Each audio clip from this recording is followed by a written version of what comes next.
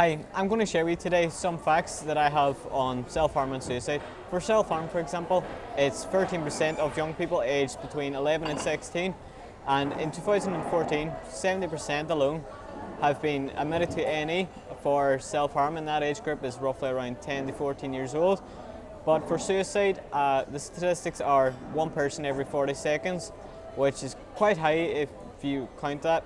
But the highest rate in 2014 was between men of age 45 to 49 years of age. But these are just statistics.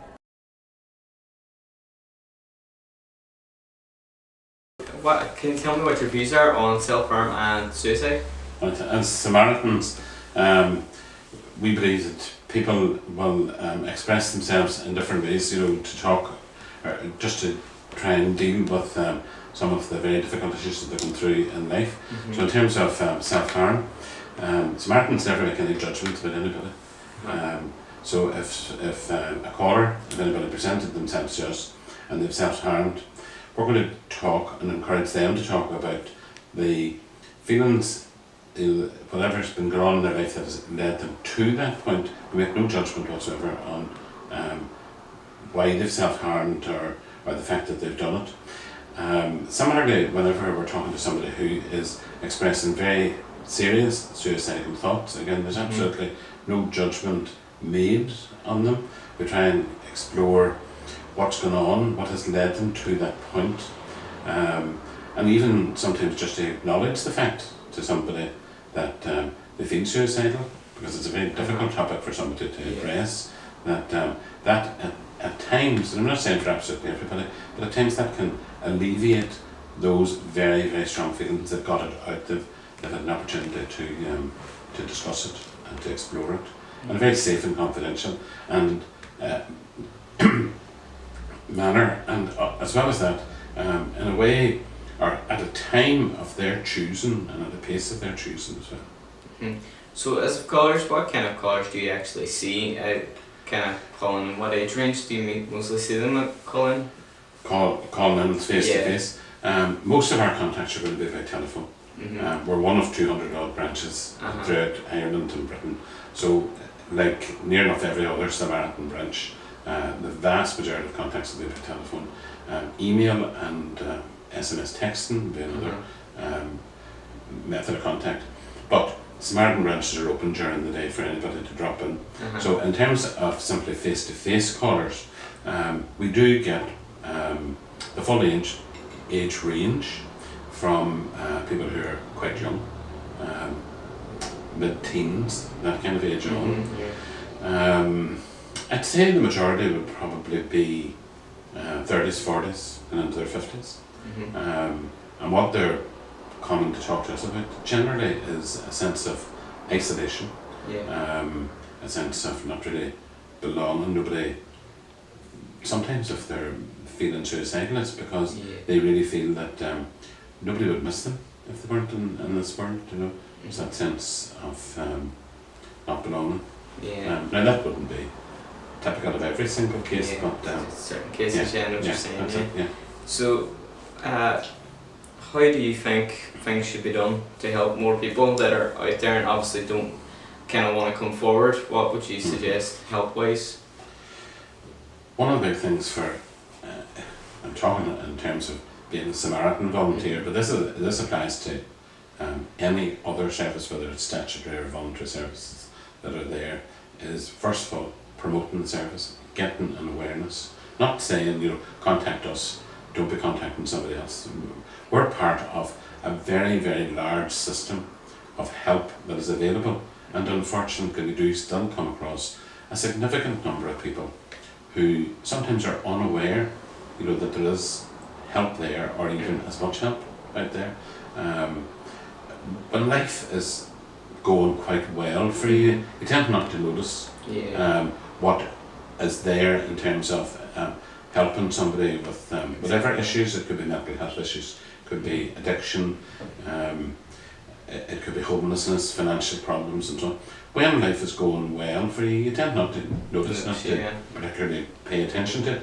So one of the first things I think, and certainly it's what we would do in this branch of Samaritans in general, but Samaritans would, as an organisation, promote, get the number out over and over and over again. Mm-hmm.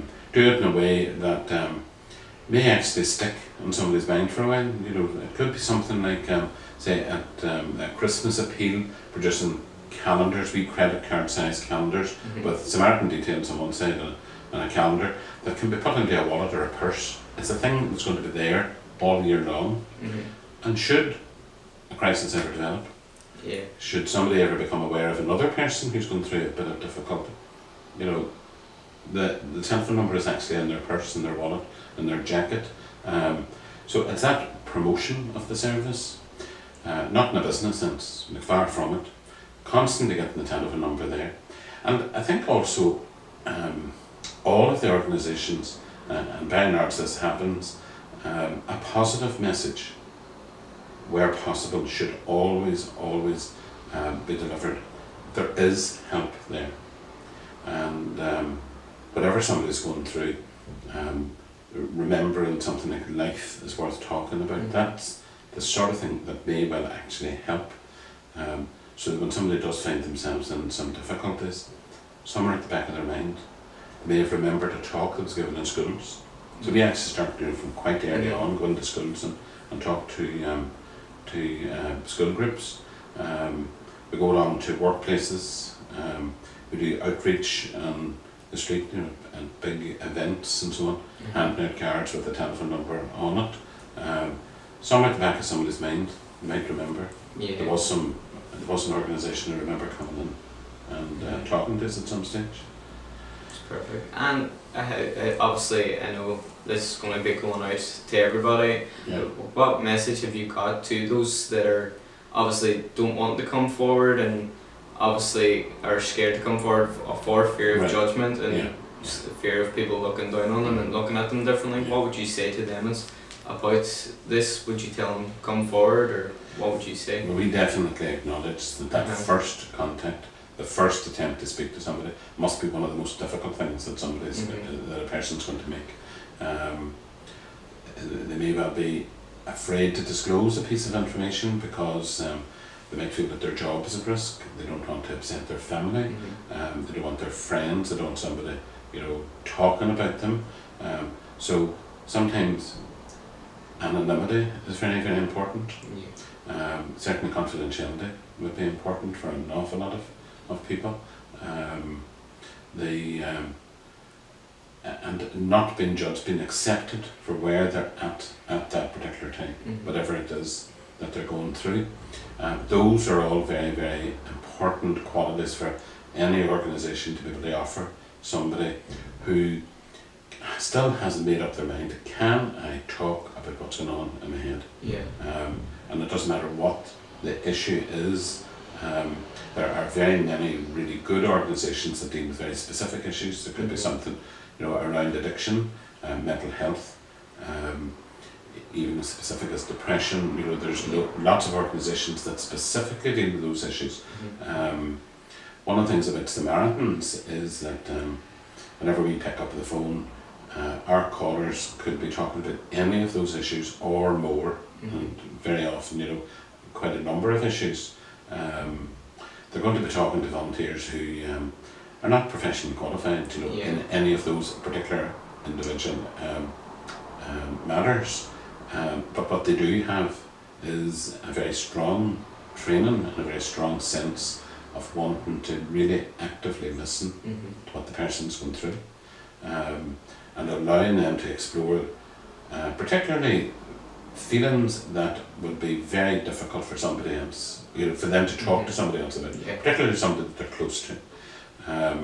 So it's anonymous, you're at the end of a telephone, you'll be guaranteed confidentiality, and a non-judgmental service, and as well as that, we give whatever length of time is required. Uh-huh. So a telephone call could last an hour, could be a couple of hours, maybe 20 minutes. Mhm. There's time given to the person. That does make a difference. So what I would say, kind of digress, but what I would say to anybody out there that is afraid to make that first contact to whoever it is, Yeah. we certainly acknowledge that that is a very difficult thing to do. We would encourage them try and speak to somebody. Mhm.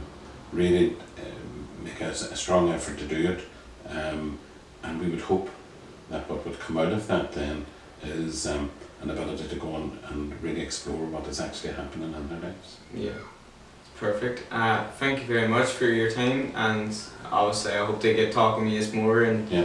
kind of discussing. Hopefully we can get the message out there that you're not alone, and that That's right. there is people there for you to talk, and the likes of Samaritans, I know they're brilliant workers, and I hope people, when they see this, will see that you are doing fantastic work for Thank you. people. Thank you. So thank you Can, very much. can I give a plug? The telephone number is very, very simple, Uh-huh. and you can show this on either side of the border in Ireland or Northern Ireland. Uh-huh. 116123. It's perfect. It's a very simple number. Simple and and it's easy free. number. This is one of the things, it's a free telephone number. That's Even if perfect. your mobile was out of credit, Mhm. you'll still get through on 116123.